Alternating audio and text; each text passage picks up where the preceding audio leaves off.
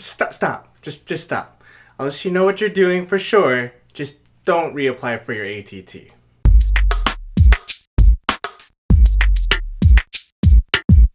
I'm Michael, and I'm quite Mike.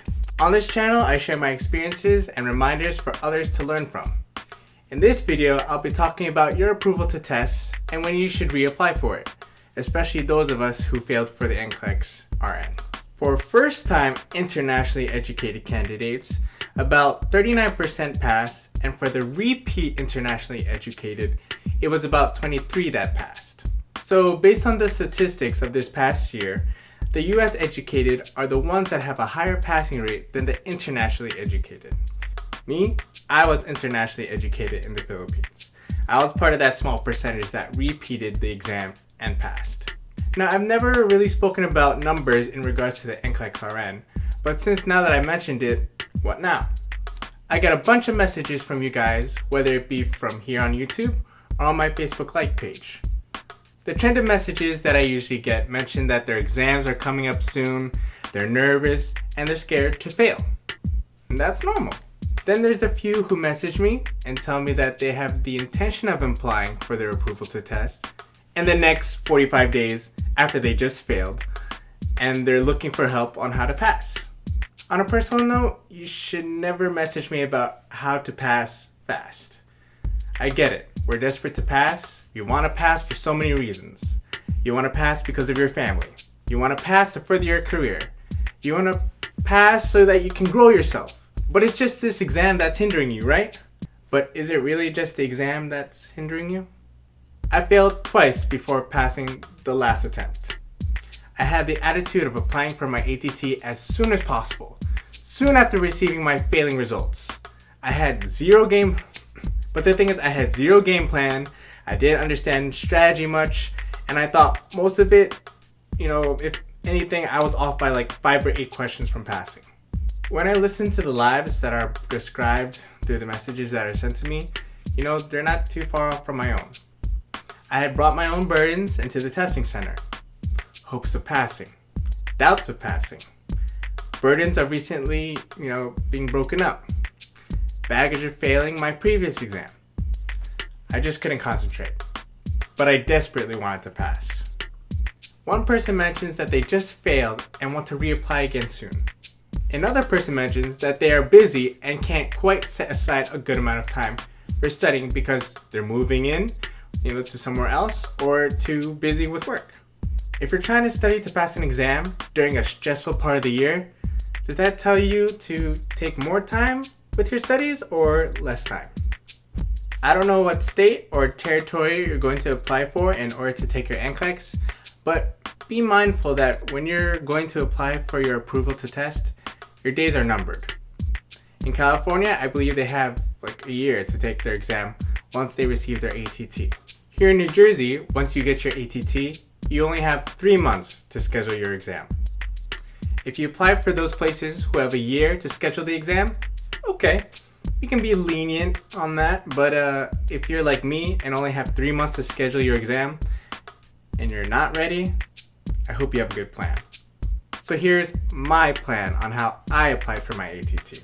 First, I'll review well and improve my practice test performance to around 60% on average. I use UWorld and Lippincott back and forth to get a variety of questions. So first, I'll improve my scores by systems until they're satisfactory. Again, around 60% or higher. So after improving by system, I'll start taking my comprehensive practice tests. And I definitely won't apply for my ATT if I can't do well on those. Because if I can't get good averages on my practice tests, on my comprehensive ones anyway, how much more on the actual thing? It's going to be dangerous if I'm wavering at 50% or lower and I apply for my ATT too early. Then, once my averages are good, and I've settled my doubts, built my confidence and trust in God, I'll apply for my approval to test. And that's it. The ATT is by nature a time bomb to those who aren't ready and who absolutely fear failing the NCLEX-RN. Listen, if you're going to enlist in a fight, you better fight.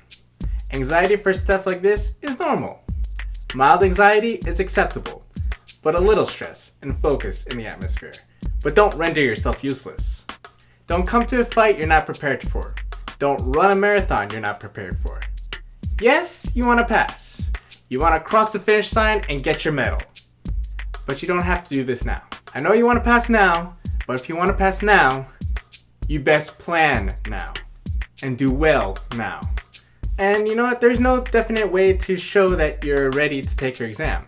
But let's base it, on your practice test, full of critical thinking questions like from UWorld or Lippincott, or a priority and delegation book like La Charity.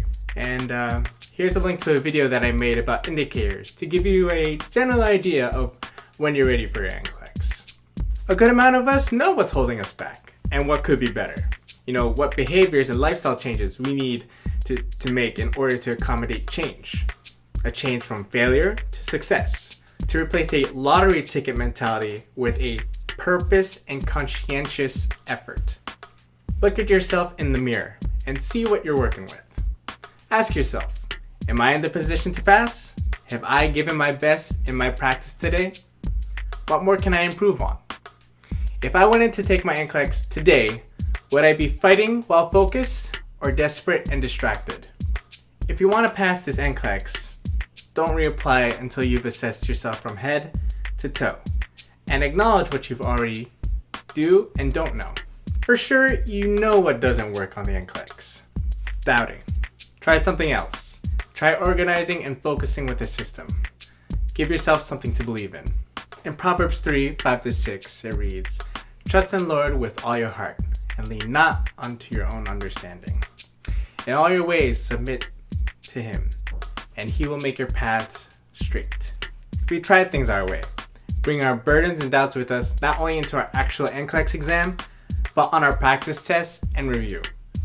If you want to, bring a better attitude to your exam. Bring a better attitude to your review. Lessen the intensity of your doubts and burdens with prayer before and after review. The statistics show the chances of failing and failing again. For those of us who already know what it's like to fail, it's time to do things differently. If you want to review and pass, review with a lighter and less burdened heart. Because of God, there is choice. And with a choice, there is change. In Philippians 4:13, it reads, "I can do all things through Christ who strengthens me." If you found this helpful, give this video a thumbs up. Any question, comments, or violent reactions, you can leave them down below in the comments section.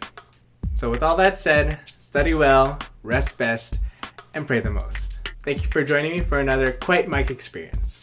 God bless.